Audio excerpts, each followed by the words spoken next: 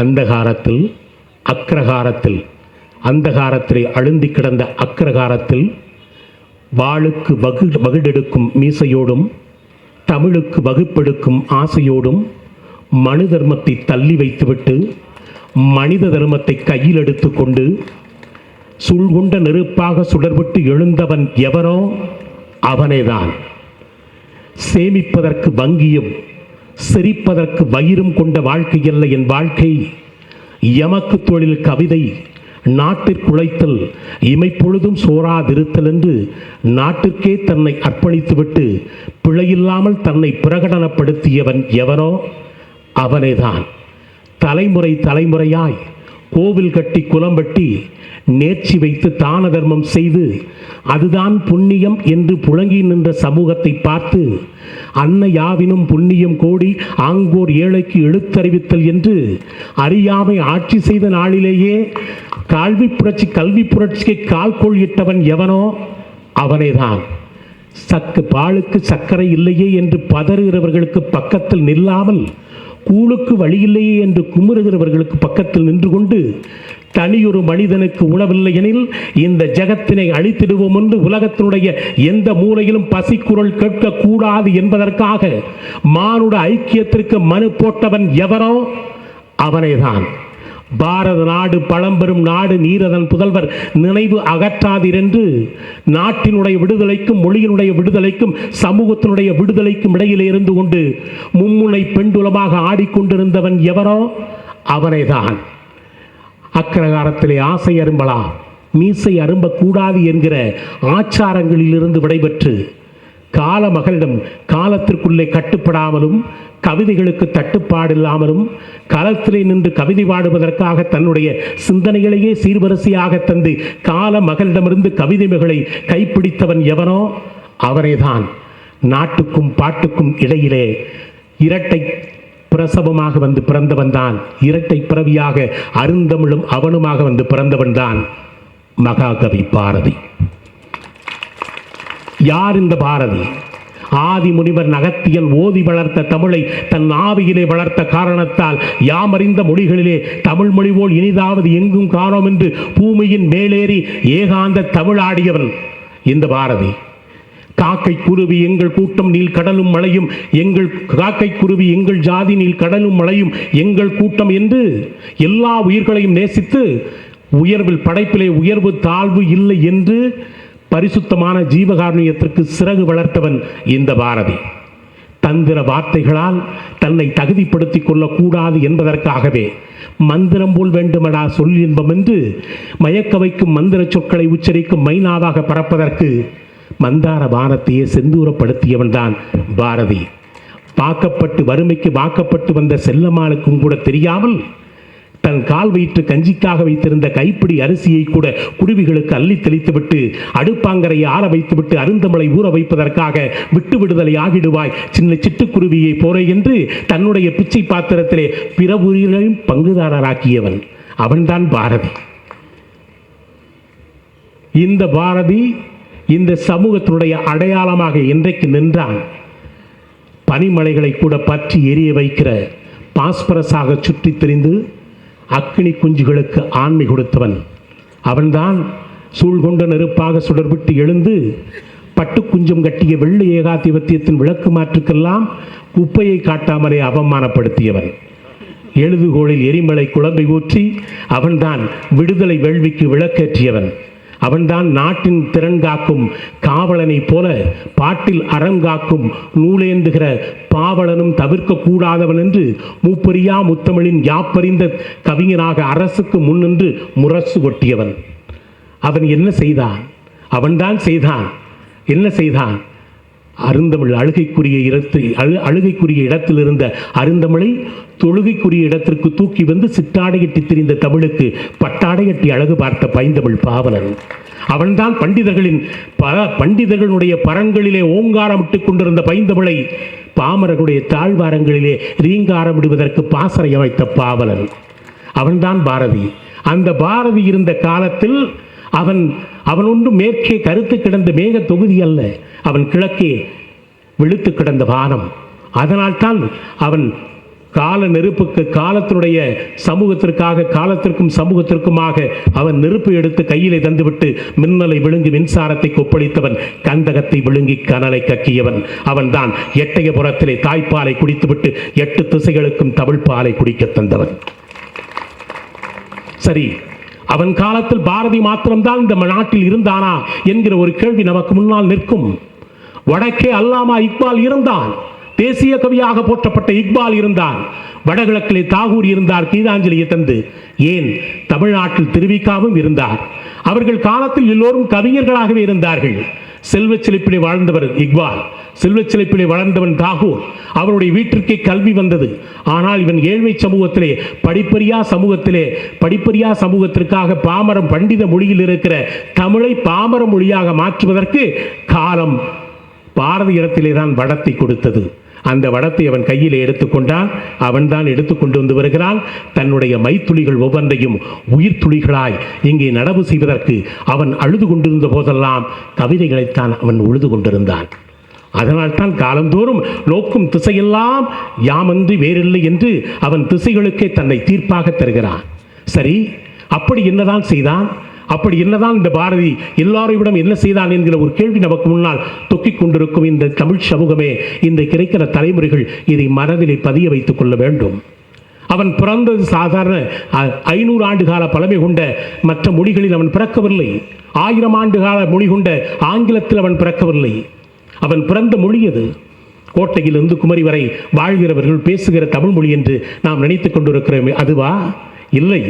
கல் தோன்றா மண் தோன்றா காலத்தை வாளோடு முன்தோன்றி பக்ருளியாற்றினுடைய பன்மலை அடுக்கத்திலே பிறந்து குமரியிலே குருத்தாகி, பொதுகையிலே குழந்தையாகி, மதுரையிலே மடந்தையாகி, காவிரி கரையிலே காலார நடந்து, கங்கை கரைவரை தோளோடு நிமிர்ந்து, விந்திய மலைவரை வாழால் அளந்து, சேரசோழ பாண்டியர் என்னும் மூவரசர் மடியிலே தவழ்ந்து, முச்சங்கு தொட்டிலே கிடந்து, பாவலர் நெஞ்சத்திலே வளர்ந்து, பன்னிசை போர் மஞ்சத்திலே துயின்று, காலத்தால் மூத்து கருத்தால் முதிர்ந்து, காணமாய் திரிந்து ஞானமாய் சுரந்து, வானமாய் விரிந்து வனமாய் விளைந்து, நக்கீரன் நப்பூதன் நன்னாதன் நப்பசரை உக்கூர் மாசாத்தி ஒன் சாத்தன் தற்கோ இளங்கோ ஆண்பா தேகும் அரபி முதல் முக்கடியும் தேன்பாலும் தெய்வ தமிழுக்கு அளித்திட்ட கம்பன் இவர்கள் ஊனோடும் உயிரோடும் ஊட்டி வளர்த்த தமிழ்தானை கையிலே எடுத்துக்கொண்டு களிமண் தட்டுகளில், கல் வெட்டுக்களில், ஓலை சுவடிகளில், மூங்கில் பட்டைகளில், தாமர பட்டயங்களில், காகித படிவங்களில், கனிபுரி வடிவங்களில் என்று எல்லா காலத்திலும் எல்லா வடிவத்திலும் ஏறி நின்று, எல்லா வடிவத்தையும் மீறி நின்று, நம்முடைய பால்யம் படியேற ஒழுக்கினர் தந்து, பருவம் அரங்கேற அகத்தினை தந்து, காளையர் உரமேற புறத்தினை தந்து,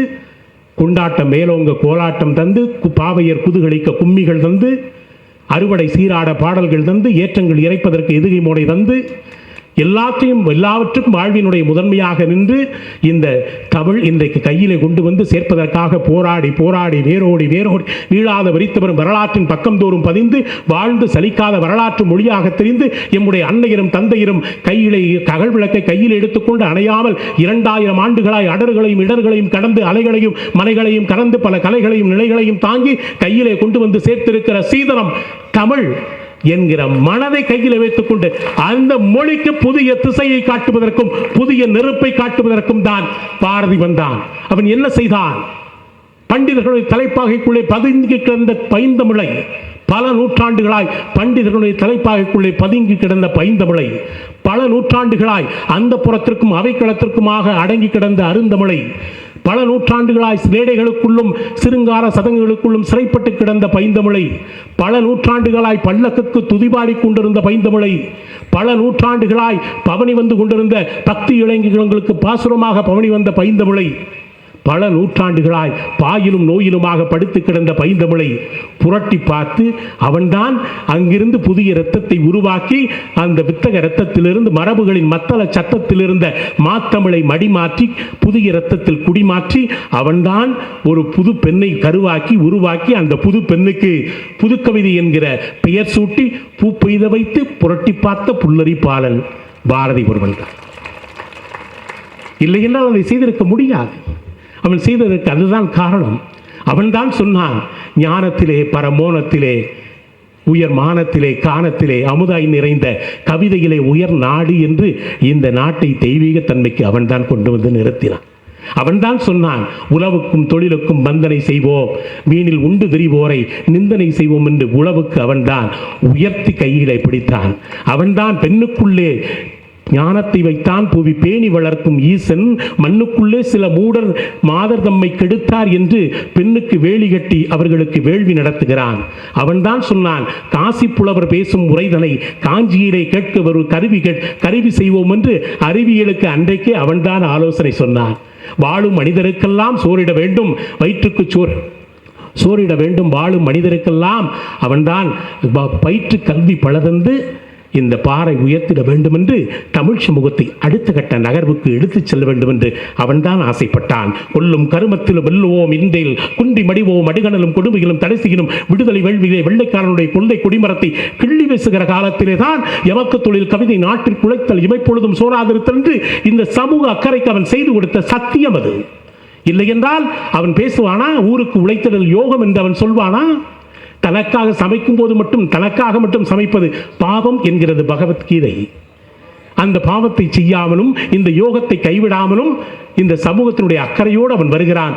மரபுகளினுடைய சிறகுகளிலும் புதுமைகளினுடைய உறவுகளோடும் அவன் புவனம் இதுவரை கேட்காத புது பாடலாக 20ஆம் நூற்றாண்டை தன்னுடைய பாட்டு திறத்தாலே இட்டு நிரப்ப வேண்டும் என்று பாட்டு ஒன்றையே படைக்கலனாக வைத்துக்கொண்டு வார்த்தைகளையே வாளாக வீசியவன் தான் பாரதி. அந்த பாரதி தான் ஒரு கட்டத்தில் இந்த சமூகத்தில் ஆண் பெண் என்று 2 ஜாதியை தவிர வேறு ஜாதி இல்லை என்று சொன்ன ஔவையாரை வலது பக்கம் அழைத்துக் கொள்ளுகிறான். சாதிக்கு வேதம் எதிரானதென்று ஞானத்தோடு நடமாடிய விவேகானந்தரை இடது பக்கம் அழைத்துக் கொண்டு அவன்தான் சொல்லுகிறான், மனிதரில் 1000 ஜாதி என்கிற வஞ்சக வார்த்தையை நான் ஒப்புவதில்லை என்று மானுடத்தை ஒரே குவி மையத்தில் கூட்டி வைத்துக் கொண்டு எல்லோரும் ஓர் குலம், எல்லோரும் ஓர் இனம், எல்லோரும் ஓர் நிறை, எல்லோரும் ஓர் விளை என்று தன்னை மானுடத்தினுடைய சமத்துவத்திற்கு அவன்தான் படியமைத்து தருகிறான். அவன் காட்டிய முதல் வெளிச்சம் அதுதான். இந்த சமூகத்திற்கு அவன் காட்டிய முதல் வெளிச்சம் அது. அந்த வெளிச்சத்தை தூக்கி கொண்டு வருகிற போது பாரதிக்கு சிறப்புகள் உண்டு. அவனை தூக்கி வைத்து கொண்டாடுவதற்கு பின்னால் ஒரு 5 சிறப்புகள் உண்டு. அவன் காலத்தில் அவன்தான் வாழுகிற காலத்தில் வரலாறாய் மாறியவரை பாடுகிற காலத்தில் மறவாமல் பாடுவது பைந்தமிழ் சான்றோருக்கு பண்பு என்பதனாலே அவன் வாழ்ந்த காலத்தில் வாழ்ந்த அறிஞர்களை, சான்றோர்களை, பெரியவர்களை அவன்தான் வாழ்த்துகிற பண்பை, வாழ்த்தி பாடுகிற பண்பை இந்த சமூகத்திற்கு முதன்மையாக செய்த முதல் மரபு வாழ்த்துகிற மரபை பாரதி தான் கொடுத்தான். அவன் காலத்தில் வாவேசு ஐயரை பாடினான், நாமக்கல் கவிஞரை வாழ்த்தினான், காந்தியடிகளை வாழ்த்தினான், வஉசியை வாழ்த்தினான். வாழ்த்துகிற பாரம்பரியத்தை, வாழ்த்துகிற மரபையே தொடங்கி வைத்தவன் தமிழ் சமூகத்தில் பாரதி தான். அவன்தான் அன்றைக்கு சைவம் வைணவத்தை பாடியதில்லை, வைணவம் கிறிஸ்துவத்தை பாடியதில்லை, கிறிஸ்துவம் முஸ்லிமை இஸ்லாமியத்தை பாடியதில்லை. ஆனால் அவன் மத நல்லிணக்கத்திற்கு மகுடம் சூட்டுவதைப் போல ஆத்தி சூடி இளம்பரை அணிந்து மோனத்திருக்கும் முழுவன் மேனியால் கருநிறம் கொண்டு பார்க்கடல் மிசை கிடப்போர் மகமது நபிக்கு மறையருள் புரிந்தோன் இயேசுவின் தந்தை என பல மதத்தினர் உணர்ந்து உணராது பல வகை ஒன்றே என்று அவன்தான் மத நல்லிணக்கத்திற்கு மகுடம் சூட்டுகிறான். அவனுடைய சிறப்புகளில் இது ஒன்று. இன்னொன்று முக்கியமான விஷயம், அவன்தான் ஒரு பாடல் பாடுகிறான்.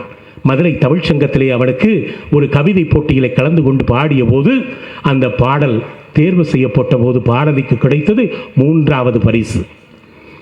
முதல் 2 பரிசுகள் 2 கவிதைக்கு கிடைத்தது. அந்த கவிதை வரலாறு எப்பொழுதும் சில விசித்திரமான துரதிர்ஷ்டங்களை சுமந்திருக்கும். சாக்ரட்டிஸுக்கு விஷம் கொடுத்தார்கள். விஷம் கொடுத்தவர்கள் இறந்து போனார்கள். விஷம் குடித்த சாக்ரட்டிஸ் வரலாற்றிலே வாழ்ந்து கொண்டிருக்கிறார். இது மாதிரி தான் முதல் 2 கவிதைகளில் பரிசு பெற்ற கவிதை இந்த உலகத்தில் எங்கிருக்கிறது என்று தெரியாது. ஆனால் 3வது கவிதை இந்த உலகம் முழுக்க இன்றைக்கு அவன் வாழுகிற காலத்தில் வாசிக்க மறந்த கவிதையை அவன் வாழாத காலத்தில் வாசித்துக் கொண்டே இருக்கிறது. செந்தமிழ் நாடென்னும் போதினிலே என்பத்தேன் வந்து பாயுது காதினிலே என்று அந்த பாடலுக்கு 3வது பரிசை கொடுத்து விடுகிறார்கள். ஆனால் கேட்டார்கள், எதற்கு இந்த பாடல் 3வது பரிசு பெற்றது என்று கேட்டபோது, பாயுது ஓடுது என்பதெல்லாம் பாமர மொழி, அது பண்டித மொழியில் இந்த கவிதை இல்லை என்று ஒதுக்கப்பட்டது. பண்டித மொழியை பாமர மொழியாக்கிய பெருமை பாரதிக்குத்தான் உண்டு. இன்றைக்கு நாம் அவன்தான் இந்த இடத்திற்கு அவன் புதிய திசைகளை காட்டுகிறான். அந்த திசையை காட்டிய காரணத்தாலே தான் அவன் இன்றைக்கு வாழ்த்துகிறோம். அவன் எல்லோரை போலவும் அல்ல, நான் அவனுடைய வாழ்க்கையை அங்கொன்றும் இங்கொன்றுமாக தொட்டு காட்டுகிறேன். அவன் பிரபஞ்சத்தைப் போல விரிந்து கொண்டே இருக்கிறவன், கம்பனை போல விரிந்து கொண்டே இருக்கிறவன். பாரதியை 20 மணித்துளிகளில் நாம் அடைத்துவிட முடியாது. ஒரு கட்டத்தில் இறுதியாக அவனுடைய வாழ்க்கை முழுவதும் வறுமையான அஸ்தமனங்களே அவனுடைய வாழ்க்கையை சூழ்ந்திருந்தது. அதனால்தான் காலப்புரட்சிக்கு மூலப்பொருளையும் கவிதை புரட்சிக்கு ஞான பொருளையும் தந்துவிட்டு சமூக புரட்சிக்கான சத்திய சாகித்யத்தை புனைந்து தருவதற்காக தன்னுடைய வாழ்நாளை அவன் அர்ப்பணித்துக் கொண்டவன்.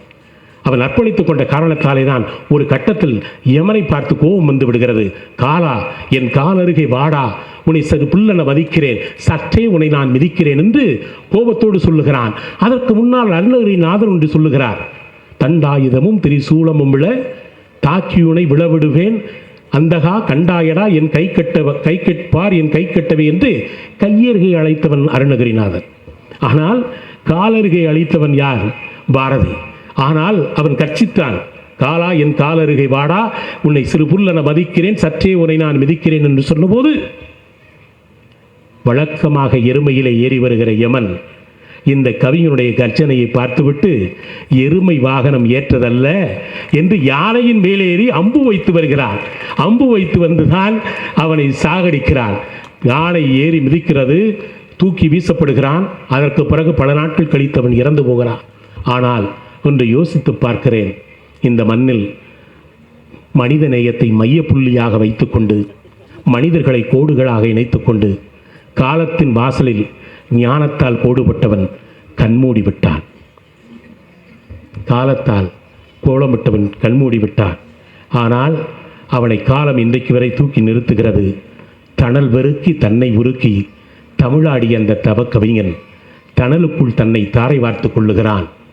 நல்லதோர் வீணை செய்து நலங்கட புழுதியில் எரியப்பட்டு விட்டான். இருந்தாலும் அவனுடைய வேர்களை விசாரித்தாலும் சரி, அவன் கிளைகளின் கூறுகளை விசாரித்தாலும் சரி, அவனுடைய தேடுபொருளும் பாடுபொருளும் மானுடமாகவே இருந்தது என்பதுதான் அவனுடைய வாழ்க்கை நமக்கு சொல்லுகிற வார்த்தை. ஆனால் அவன் பாதையில் போகிற போது கூட 13 பேர் தான் வந்தார்கள் என்றாலும் பரவாயில்லை. அவன் பாடையில் போகிற போது கூட 13 பேர் தான் வந்தார்கள் என்கிற அவலத்தை தமிழ் சமூகம் அன்றைக்கே சுட்டி காண்பித்திருக்கிறது. அதனால்தான் உண்மையை பேசுவதற்கு ஒருபோதும் ஒத்திகை பார்க்காத அந்த கவிஞன் படைப்பாளியாக தன்னுடைய வாழ்க்கையை இந்த மண்ணுக்கு அர்ப்பணித்தவன். படைப்பாளி என்பவன் யார்? 10 புத்தகங்களை போட்டுவிட்டு 15 கவிதைகளை எழுதிவிட்டு நான் எழுதியிருக்கிறேன் படியுங்கள் என்று புத்தகம் கொடுக்கிறவன் படைப்பாளியா? இல்லை. காகிதத்திற்கும் கற்பனைக்கும் பாலம் அமைக்கிறவன் படைப்பாளியா? இல்லை. வரும் வார்த்தைகளுக்கு வண்ணமும் சுண்ணமும் வைத்து வாயாடுகிற திண்ணை பேச்சாளி படைப்பாளியா? இல்லை. படைப்பாளி என்பவன் யார்? யாக்கையில் இருக்கிற ஆக்னையை அறிகிறவன். அவன்தான் 3வது கண் திறக்கிற முக்தி பெற்றவன். அவன்தான் இயற்கையை 2வது இதயமாக ஏற்றுக்கொண்டவன். அவன்தான் மானுடத்தினுடைய மூல காயங்களுக்கு மூலிகையாக இருக்கிறவன். அவன்தான் தாய்மொழிக்கு தங்க மகுடம் தரிக்கிறவன். அவன்தான் படைப்பாளி. எழுந்த சிந்தனைகளை வரிகளாகவும் எழவேண்டிய சிந்தனைகளை வரிகளுக்கிடையிலுமாக வைத்து விடுகிற சூட்சுமதாரிய வார்த்தைகளின் சூட்சுமதாரியாக இருக்கிறவன் தான் சிறந்த படைப்பாளி. அவன்தான் இதனுடைய மூளை முன்மொழிவதை இதயம் வழிமொழிய வேண்டும். அவன்தான் படைப்பாளி. கடந்த காலத்தை பாடமாக்கிக் கொண்டு நிகழ்காலத்தை பார்வையிட்டுக் கொண்டு எதிர்காலத்திற்கு பாதை அமைக்கிறவன் தான் மிகச்சிறந்த படைப்பாளி. இந்த படைப்பாளியின் எல்லா அம்சங்களும் பாரதிக்கு இருந்த காரணத்தாலே தான் தன்னுடைய வாழ்க்கையில் அவன் மிகப்பெரிய வெற்றி அடைவதற்கு வாழுகிற காலத்தில் அவன் வெற்றி அடையவில்லை. ஆனால் அவன் வாழாத காலத்தில் சரித்திரம் அவனை தூக்கி நிறுத்துகிறது. அவன் மனிதனாக இருந்தபோது காற்றை தேடிய கற்பூரமாக இருந்தான். அவன் கவிஞனாக இருந்தபோது கடலை வகுடெடுத்த கட்டுமரமாக இருந்தான். அவன் பாடாத பொருள் இல்லை, அவன் தேடாத அருள் இல்லை. காட்டு வெள்ளம் போல் கரைபுரண்டு ஓடி வந்த பாட்டு வெள்ளம். அதனால்தான் தொலைபாயும் காற்றலையிலும் அலைபாயும் கடல் அலையிலும் காலம் கடந்தும் அவனது கானங்கள் ஒலித்து கொண்டே இருக்கும். அவன் வான வெளிச்சமாக இந்த பூமிக்கு வந்திறங்கியவன் அல்ல, தமிழ் நிலத்தில் ஞான வெளிச்சமாக நின்று இயங்கியவன். இலவம் மஞ்சு போல் அவன் இங்கும் அங்கும் பறந்தாலும் கூட தாளகதி தப்பாத ஓடும் நதியின் ஓசையைப் போல் தமிழின் அமரத்தன்மைக்காகவே தன்னுடைய வாழ்நாளை வகுத்து கொண்டவன். மிச்சமற்ற அன்புறவும் அச்சமற்ற படைப்பு திறனும் தான் அவனுடைய அகப்புற அடையாளங்கள். மிச்சமற்ற அன்புறவில் அவனது மனிதநேயம் எல்லையற்றது. அச்சமற்ற படைப்பு திறனில் அவனது தமிழ் நேயம் எல்லையற்றது. ஒருவேளை அவன் வெறும் பாடல்களை பாடி இசையமைத்தவனாக இருந்திருந்தால் அவனது புகழ் 2 ஆண்டுகளிலேயே இடறி விழுந்திருக்கும். ஆனால் அவன் பெரும் தேடல்களை நாடி திசை அமைத்தவனாக இருந்த காரணத்தாலே தான் இத்தனை ஆண்டுகளுக்கு பிறகும் அவனுடைய புகழ் ஓங்கி வளர்கிறது. ஒரு படைப்பாளிக்குரிய கர்வத்தோடும் ஒரு போராளிக்குரிய கம்பீரத்தோடும் அவன் வாழ்ந்த காரணத்தாலே தான் ஒரு ராஜாளிக்குரிய உயரத்தோடு இன்றைக்கு அவன் போற்றப்பட்டிருக்கிறான். அவன் உறங்கிவிட்டான் அல்ல, அவன் விதைத்துவிட்டு போன விதை 21ஆம் நூற்றாண்டின் தேவை. அவன் ஏற்றிய தீபத்தின் வெளிச்சம் இந்த சமூகத்திற்கு தேவை. அவன் ஏற்றிய வெளிச்சம் மானுட சமத்துவத்திற்கானது. அதற்கு பிறகு இறுதியாக அவன் ஒன்றை சொல்லுகிறான். ஒரு சொல் கேளீர் என அழைத்து தமிழ் சமூகத்தை பார்த்து, இந்த தமிழ் சமூகம் சேமமுற வேண்டுமெனில் தெருவெல்லாம் தமிழ் முழக்கம் வேண்டும், செழிக்கச் செய்வீர் என்று அவன் சொன்னதுதான் அவன் ஏற்றிய வெளிச்சம். தெருவெல்லாம் தமிழ் முழக்கம் என்பது ஒரு நாட்டில் மொழி சிந்தனையும் இனச்சிந்தனையும் தவிர்க்க முடியாதது. மொழியினுடைய கட்டுமானத்தில் தான் இனம் நிற்கும். மொழி வீழ்ச்சியடைந்து இனம் வளர்ச்சியடைந்தால் அதற்கு பெயர் வளர்ச்சி அல்ல, வீழ்ச்சி என்கிற காரணத்தால் தமிழனை உலக வரிசையில் முதலாவதாகவும் தமிழை உள்ள வரிசையில் முதலாவதாகவும் அவன் வைத்திருந்த காரணத்தாலே தான் தமிழ் சமூகம் சேமமுற வேண்டுமெனில் தெருவெல்லாம் தமிழ் முழக்கம் வேண்டும் என்று அவன் சொன்ன அந்த வெளிச்சத்தை இந்த சமூகத்திற்கானதாக கருதி, இந்த சமூகத்திற்கு அவன் செய்த வெளிச்சத்தை அணையாமல் காப்பது நம்முடைய பொறுப்பு என்கிற காரணத்தால் வைகரை பொழுதின் வாசனை அரும்புகளே, வளர் உரைகளே, மணிப்புறாக்களே, மயக்க வெளிகளே, பன்னீர் நதிகளே, பனிமலை தீவுகளே, விடியல் குயில்களே, விதை கூட்டங்களே, மடை மாற்றங்களே, உங்களைத்தான் விரும்பி கேட்கிறேன். இந்த சமூகம், தமிழ் சமூகம் அடுத்த கட்ட நகர்வுக்கு போவதற்கு பாப்பாசி ஒரு மிகப்பெரிய படிக்கட்டாக இருக்கிறது. அந்த படிக்கட்டை பயன்படுத்த வேண்டும். கவிதைக்கு 2 நிலைப்பாடு உண்டு. எப்பொழுதும் வருவதல்ல கவிதை, எப்பொழுதோ வருவதுதான் கவிதை. சிறுகதைக்கு 2 நிலைப்பாடு உண்டு. ஐயோ என்று முடிந்திருக்க வேண்டும், அடலா என்று முடிந்திருக்க வேண்டும், இல்லை என்றால் ஐயையோ என்று முடிந்திருக்க வேண்டும். இசைக்கு 2 நிலைப்பாடு உண்டு. இமையை இதமாக ஈரப்படுத்த வேண்டும், இல்லை என்றால் இதயத்தை கனமாக பாரப்படுத்த வேண்டும். பேச்சுக்கும் 2 நிலைப்பாடு உண்டு. அடலா இவன் சீக்கிரம் முடிக்க மாட்டானா என்கிற தாக்கம் இருக்கக்கூடாது. அடலா அதற்குள் முடித்து விட்டானா என்கிற ஏக்கம் இருக்க வேண்டும். என்னுடைய பேச்சு தாக்கமா ஏக்கமா என்கிற சிந்தனையை உங்களிடத்தில் விட்டுவிட்டு வாழ்க தமிழ் சமூகம், வளரட்டும் பாரதியின் புகழ். என் தங்க தமிழகத்தில் வாழுகின்ற பெருமக்களே, தமிழ் மணக்கும் தாழம்பூ சொற்களால் உங்கள் அனைவருக்கும் இசை பாடும் சொற்களால் கவிஞனாக இருந்து வாழ்த்துகிறேன். உங்கள் காடுகளில் இனி மழை விழுகட்டும், உங்கள் கணக்குகளில் இனி பிழை விலகட்டும். நன்றி, வணக்கம்.